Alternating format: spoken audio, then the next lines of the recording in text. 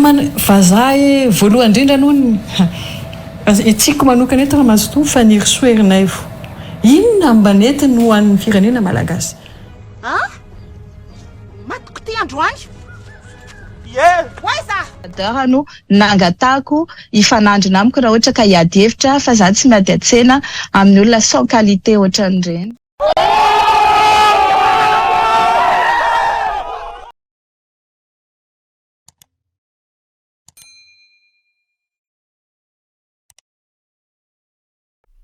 Mafana dia mafana ny raharaha eo amin'ny Rinah Rakotomanga sy Fanirisoa Ernaivo raha vao fantatra fa hiakatra plateau-ny RealTv ny 7 Jolay 2024 i Fanirisoa Ernaivo.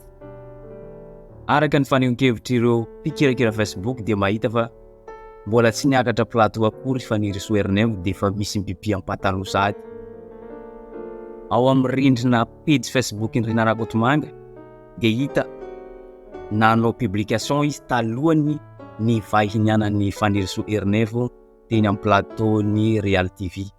Toy izao ny voasoratra ao.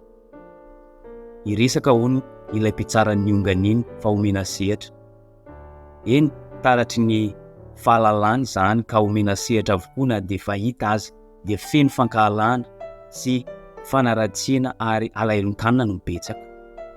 Malalaka tokoa ny fanehoan-kevitra eto Madagascar ka na voararany lalàna vahiny ny feny sata mampitsaponenana aza iny ny fanehoan-kevitra no ny rara politika raha nangataka fialokalofana politika izy 5 tsisy raha iny zany satria izy milaza fa pahay lalàna ambony lalàna angamba ko asa raha mba mahay kokoa no ity olo ity.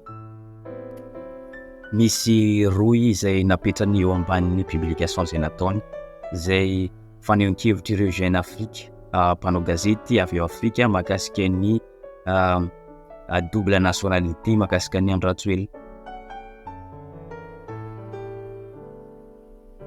Zay fotsiny ve ny fihetsiky mba nataony Rinah Rakotomanga ho an'izay mpikirakira Facebook dia nahita fa tsy enjanona teo fa mbola nanao publication hafa indray izy mahakasika ny fiainan'ny Fanirisoa Ernaivo manokana sy ny zanany ary arahana orona ampeona ramatoa tsy fantatra anarana. Toy izao le izy. Zay souvenir niara-nianatra. Dia toy izahay première-année fisaka vita ny maîtrisenay. Fa ajanony izy io fandehana anao mitady asa aza lanina amin'ny zavatra ohatran'io ny herim-ponao. Ndehana Faniro a mitady asa fa resaka vola no ilaina. Zavatra ataonao io tsy mampandroso ny fiainanao fa hitako mampihemitra anao. Zanakanao zazavavy tsara tarehy manam-pahaizana 5 taona no ny absencenao lava amin'ity politikanao ty miaraka amina lehilahy tonga dia be voka 19-20 ans zao zanakao mère de 2 enfants tavelany Madagascar. Mohianao zay zavatra zay nefa zazatoto nanana avenir tsara plus qu'anao noho ny politika. Mba inona loatra reny problème ny Rinah Rakotomanga amin'ny Fanirisoa Ernaivo? Manina raha mba calme raha iverena ny tantara dia Rinah Rakotomanga dia efa mbedebe niakatra plateau ny RealTv ary hatramin'izay nisian'ny RealTv l'invité du jour dia mbola Rinah Rakotomanga hatrany no mitazona mpanaraka be indrindra amin'ny l'invité du jour. Ankoatr'izay mbedebe Rinah Rakotomanga efa nandefa hafatra mivantana amin'ny Fanirisoa Ernaivo. Toy ny hoe Fanirisoa Ernaivo dia olona tsisy ilana azy ary tsy mbola hita ny tombotsoa izay mba entiny amin'ny firenena. Tsisy zavatra hainy afa-tsy ny hoe hanompa ny mpitandro filaminana. Misy vokany ary misy ady ho ataonao. Inona le mba ataonao an'ilay firenena? Ho an'ireny olona miteniteny an'ireny hoe vazaha voalohany indrindra noho etsiko manokana eto raha mazoto Fanirisoa Ernaivo. Inona mba nety no an'ny firenena malagasy? Akoatra ny fanompahana mpitandro ny filaminana, akoatra ny famenjehana olona, inona mba tombontsoa netiny? Ary ny tena mampime sady mampalahelo dia fandikana vilana ny lalàna velona. Rinah Rakotomanga tsy mitsahatra ny maneho fa tsy mankasitraka fanakianana zay ataon'ny Fanirisoa Ernaivo mihitsy izy na oviana satria Fanirisoa Ernaivo dia olona faliny anaratsy fotsiny, faliny anakiana ny zavatra mba vitany fitondram-panjakana fotsiny ny zavatra mba ataony.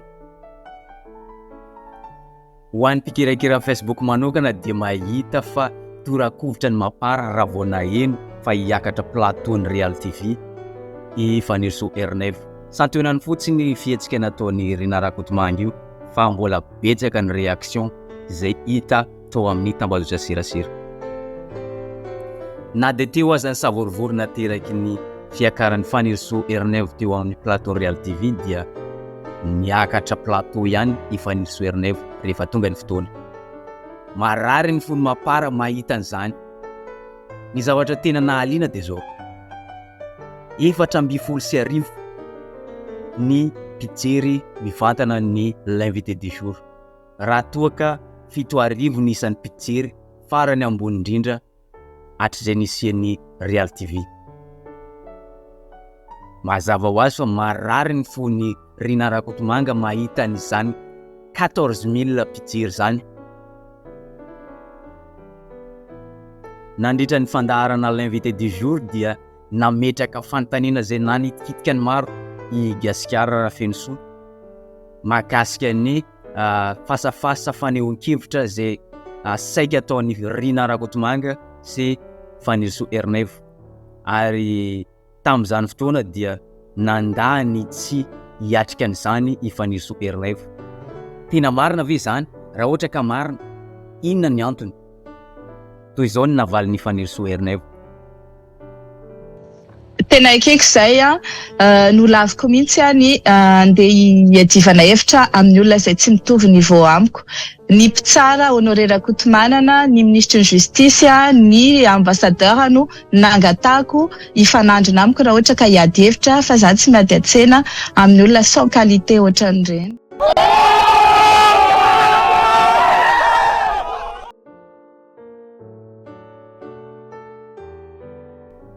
Raha fitina mahakasika ty afera ty dia zao, tsy ho hisy mihitsy ny fasafasa fanehoan-kevitra eo amin'ny Rinah Rakotomanga sy Fanirisoa Ernaivo.